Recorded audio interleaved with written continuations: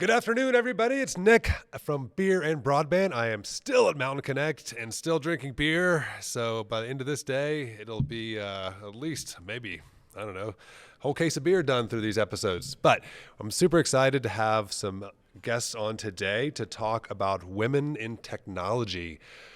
Given that this conference has about 800 people, and if I look outside, it's probably not 50% women at all. So before we jump into the topic, let's do some introductions, and then we'll go from there. I'm Lindsey. I'm a project coordinator here at Bonfire, and I've been here about 1 year. I'm Jackie English. I'm a product manager also at Bonfire. I've been here for 1 year as well. I'm Kate Brunk. I'm a broadband grant specialist with Learn, Design, Apply.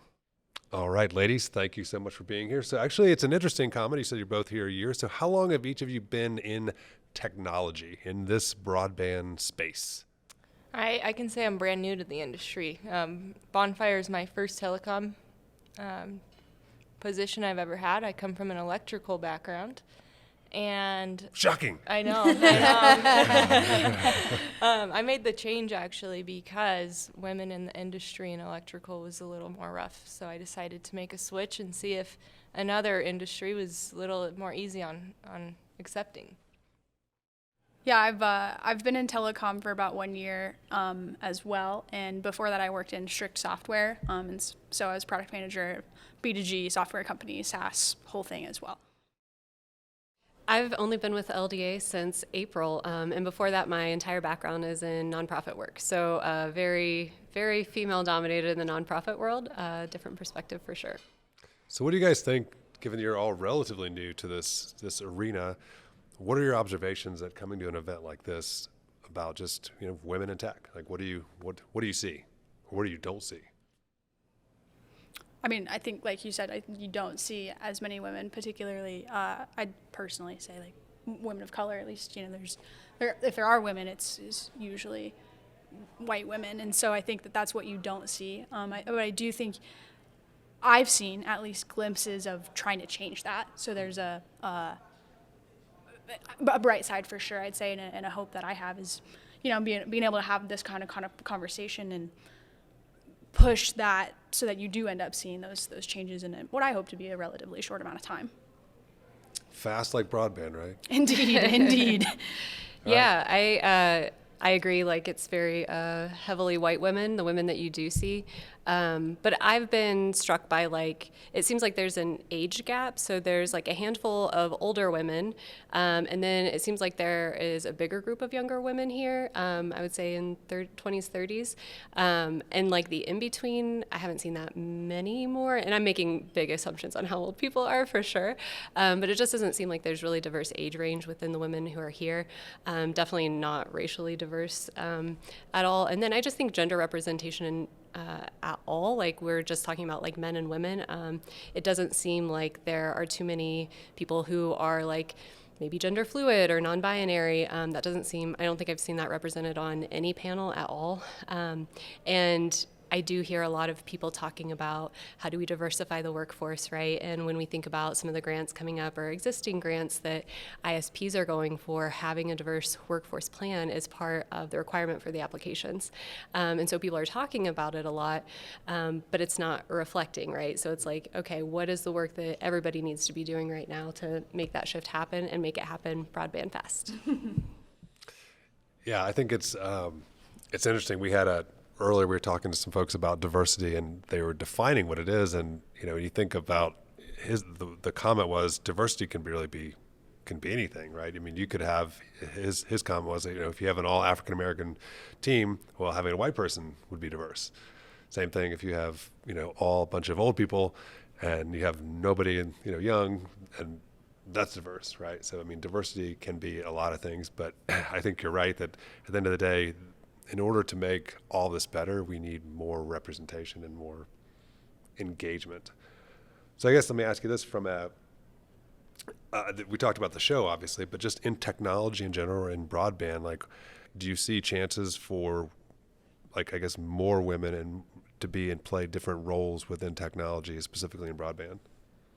I mean, I've seen it on a personal perspective coming from a different industry I spent 8 years in the electrical industry and was practically shut down for that growth period of getting out of the role that I'm currently in and growing into something larger, which is why I, made that change. And I've already been seeing here in the telecom industry of that drive for others to want you to grow out of that role, get bigger, do better things. In this industry rather than others. Can't speak for other industries aside from that, but I definitely see more hope for myself personally, growing into something better and bigger. Yeah, I think like as mentioned, came from a software background, and you had talked about kind of like certain things. I felt that software has a little bit of a progressive nature to it. Like I've worked with software companies where they have pronouns on their business cards and things like that, and have a lot more of these types of conversations. So coming into broadband for me was a little bit more of a traditional, like here is the culture, and I think some of that comes from the fact that it is rooted in construction. From my perception, at least, it's rooted in a construction background.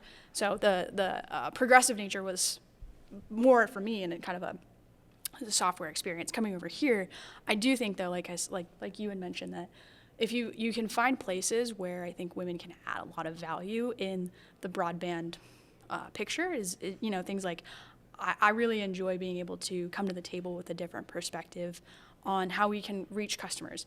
Just because, I can think about here's how I might be, able to be contacted. Again, from my age, like, if I was living in an apartment, here's how I would communicate with someone from an MDU.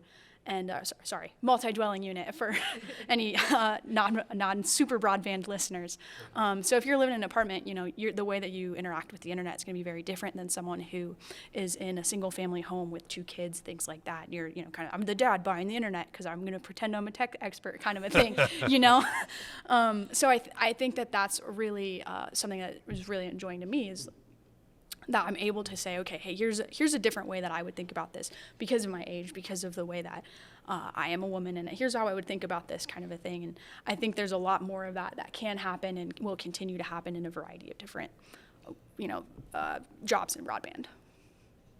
Yeah, I was talking with Rodney and Bill with Farmers Telephone at the Broadband Bash last night about this very thing, and we were talking about how ISPs can try to recruit women specifically, and Rodney and Bill were both talking about the value they see in having women in those like more technical roles, not just like office administrative jobs. Like they see value there, but they also want more women to be interested in the technical side of what they do in the builds and construction, because so much of it is problem solving.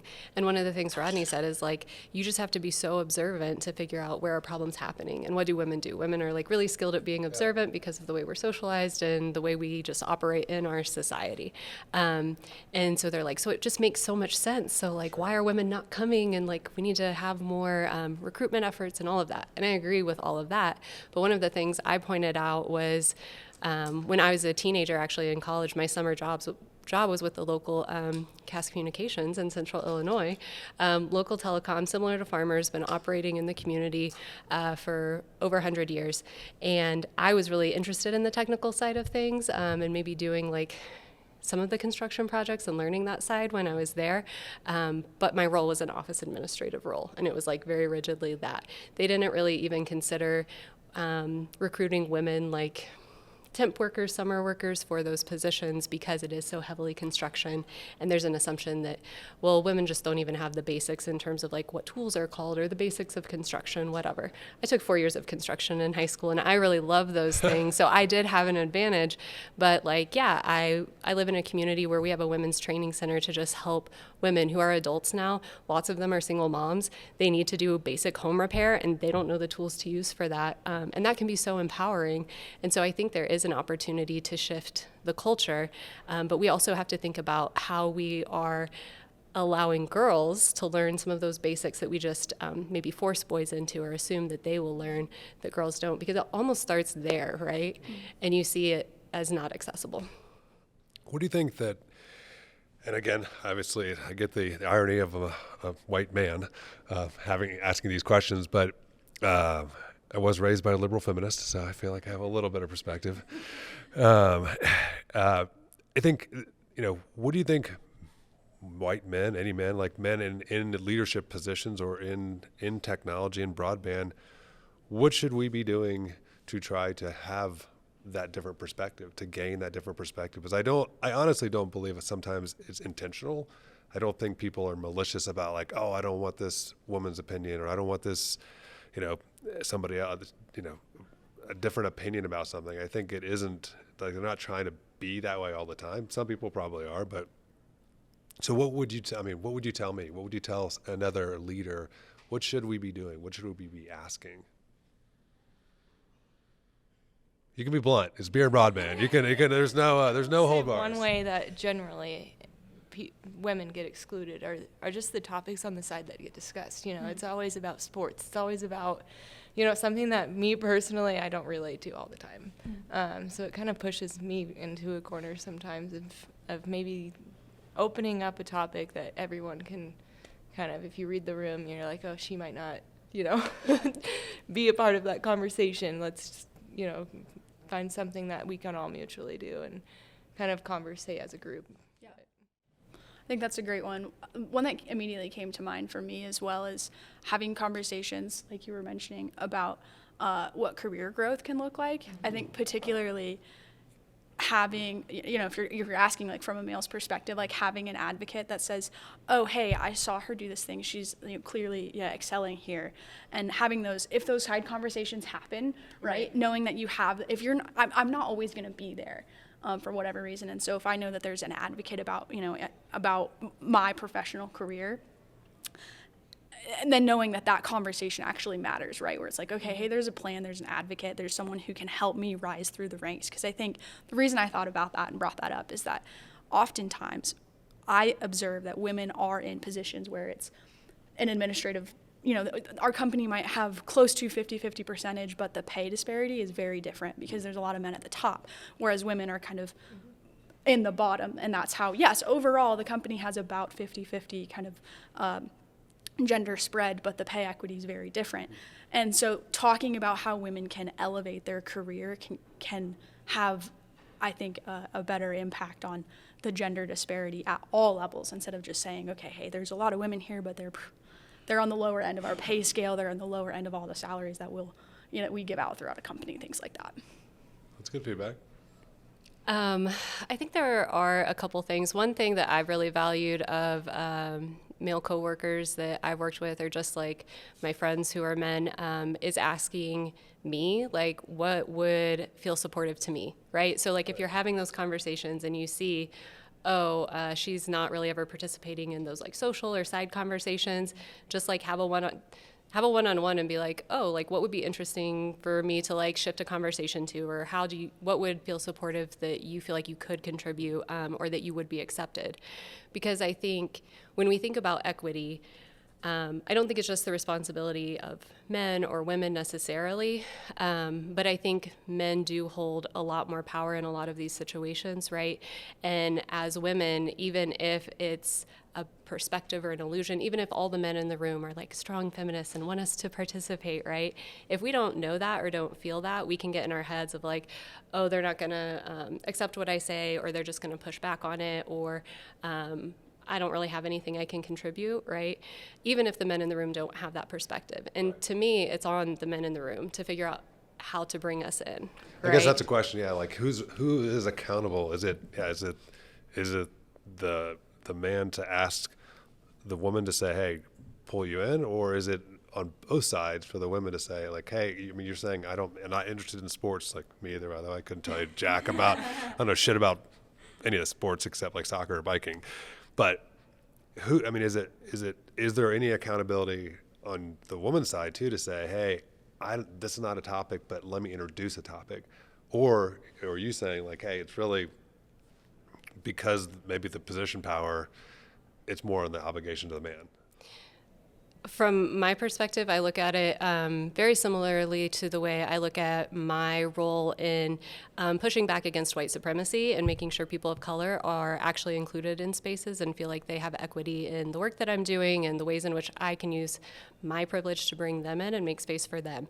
And so from my perspective, it's not on any person of color to point out to me that I'm not being inclusive, that I'm doing things that don't make them feel included. Because if they already have those thoughts of like, my perspective's not valued, or, oh, this is another situation where like I'm surrounded by lots of white folks and they just like don't even understand what I'm going through.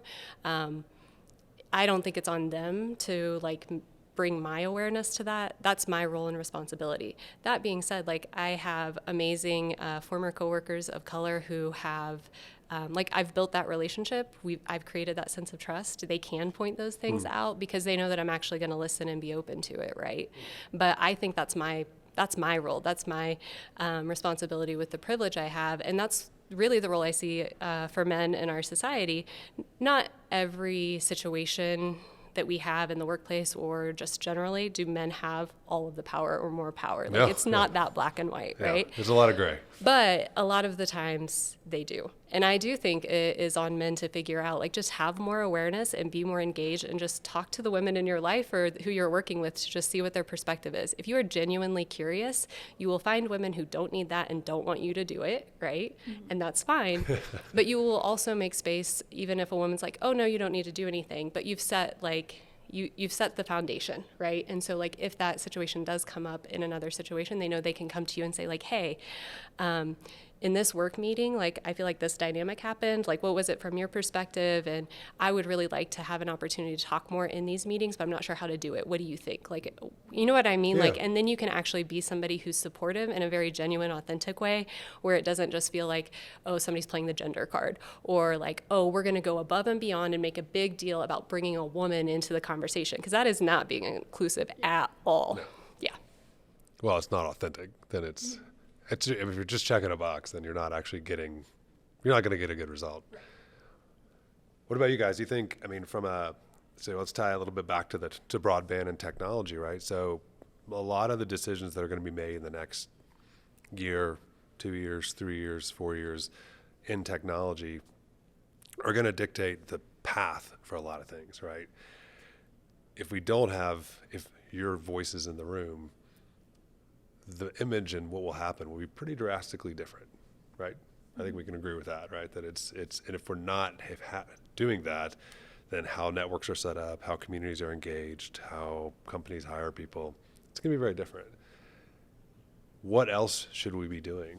Like, what else should we, as people in technology, whether it be men, women, anybody, what else should we be doing? What else do you guys think we can do to move the ball forward, to make that open space, to get your opinion out there, to drive more collaboration? I'm thinking on that one. Yeah, I mean, I think it's deep questions at Beer Broadband today, people. I think it's a great question. First thing that came to my mind. All right, my job's done. No. First thing that came to my mind is I've been reading a little bit about this is a little bit dated now, but a little bit about the movement for since the pandemic to work from home and what that has done particularly for women, how they're able to have a little bit more of a work-life balance, especially mothers. Not all women are in that situation, but that I've heard anecdotally and also read about how women feel like they're able to be, more present as a mother and also, frankly, still productive. And there's a lot of statistics about how work from home is quite good for employees. So I think the first thing that came to my mind is how we can get more homes connected so that we can enable that work-life balance from a work-from-home perspective. And I have just read I can't even cite the article, unfortunately, and put it in the show notes or anything like that. But I read about how that's positively affecting mothers in particular. It's the first thing that came to my mind. Yeah. But what about you? Dun, dun, dun. I know. Rephrase the question.